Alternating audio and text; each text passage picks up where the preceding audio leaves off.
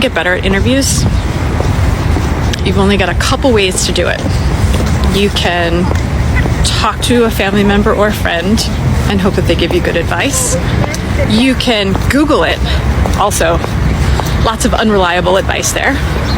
Or you could hire a career coach if you really want someone to give you personalized feedback, really get to know you and tell you what you're doing right and wrong.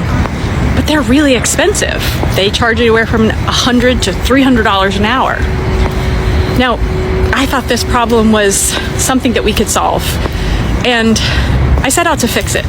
In 2011, I started a business called Shift Profile. And what I did is I discovered that there are 4 distinct ways that people interview. I created a personality assessment that was scientifically validated. And now clients can go to my website, take our assessment, and determine their interview style and receive a 40-page customized resource that has everything in it, from how to write a cover letter, what to ask to get more money, all the different types of interview questions to prepare for, and exactly how they're coming across in an interview. Are you a charmer, a challenger, a harmonizer, or an examiner? Go to my website to find out. You think that you're going to get back at your employer by quiet quitting? That new phenomenon, which is you doing just the bare minimum at work to get by, basically just cashing a paycheck. Well, my name's Anna Papalia. I've been an HR consultant for a long time, and I've been in recruiting for over 20 years. This is not a new phenomenon. And I have news for you. You're not hurting your employer at all. You're actually benefiting the younger, hungry people behind you. Let me share a quick story with you. When I was in about my 3rd job in the corporate world, I joined a very large insurance brokerage. My boss at the time, he had quiet quit years ago, totally disengaged, and he was really just had no motivation, and he was lousy at his job. I was young, I was hungry, and I immediately identified it as an opportunity. So for every 1 placement that he made, I made 20. I ran circles around him, and in 8 months, the higher-ups noticed. They didn't really care so much that he had been quiet quitting all those years. They saw my potential. They saw how much I could do, and they laid him off, and they promoted me.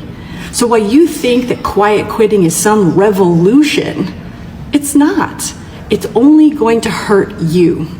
I think that if you're tempted to quiet quit, the real question you should be asking yourself is why? Why are you in a job that you hate so much? Why are you so disengaged? Why do you feel as though you have to get back at your employer? You shouldn't be living a life that makes you feel so miserable and feeling like you need to retaliate. If you want to quiet quit, do yourself a favor. Just really quit. Or start looking for another job. Because I promise you, quiet quitting is only hurting you. And it's making lots of opportunities for other people who are hungry, engaged, excited, and ready to take on the world. And there are always a lot of those people, no matter what people on TikTok tell you. Good luck, and follow me for more tips on how to interview better. I've got one simple tip that I bet you haven't tried when it comes to interviewing better. We've heard all the tips on making sure that you prepare and practice and do your research, yeah. But how do you do that, and what does that mean? My name's Anna Papalia, and I'm the author of the upcoming book, Interviewology, The New Science of Interviewing, and I discovered interview styles. What does that mean? It means you interview as either a charmer, challenger, examiner, or harmonizer. And here's my tip. In order to interview better, you need to know yourself. You need to know what your interview style is. Do you prioritize making a connection? Do you prioritize being heard? Do you prioritize getting it right, or do you prioritize adapting? To discover your interview style, get an Interviewology profile, which is a 40-page customized interview prep workbook that outlines everything that you're doing right and wrong in interviews and outlines the impression that you're truly making. You want to know how to get more interviews? I imagine you've probably been applying to companies' websites through their ATS systems and not getting anywhere. Well, That's the problem. That's what you're doing. That's the number one thing that you're doing wrong. You're applying through these websites and hoping that they're going to get back to you. I'll tell you right now, as a previous director of talent acquisition, that is basically an electronic trash can. They don't look at those resumes unless they have to. Who do they prefer? They always prefer internal referrals. That means if you want a job at, let's say, Coca-Cola, for example, and you have a friend that works there, you should have your friend submit your resume for you. That will make you an internal referral. And recruiters always prefer internal referrals. Write a great cover letter explaining your qualifications, your passion for the position, and why you'd be a perfect fit. Attach your resume and have your friend forward that to the right people in the organization. I almost guarantee you'll get an interview this way. I hope that helps. Good luck in your upcoming interviews, and follow me for more tips on how to interview better.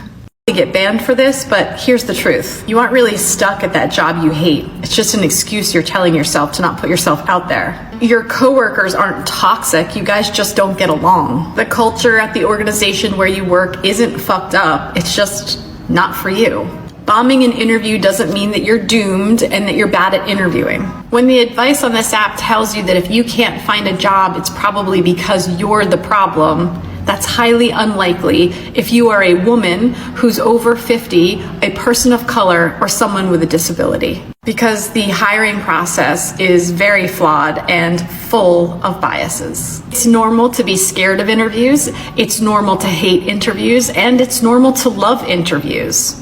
And you can succeed in interviews if you love and hate and are scared of them. If you're waiting until you're not scared to interview, you're going to be waiting a long time. You need to do it scared. Everyone is nervous in interviews, even the hiring managers. And just because you have gaps on your resume, or you're struggling to figure out what you really want to do with your life, or you're getting back to work after a long time of being unemployed, it doesn't mean that you're unemployable. All jobs are valuable. All skills are transferable. Don't listen to anybody else. This app is filled with misinformation. This app is filled with misguided pop psychology and untruths. Quite frankly, I'm sick of it. So if you're interested in getting real advice that's pragmatic, grounded in reality from somebody who knows what they're talking about, follow me.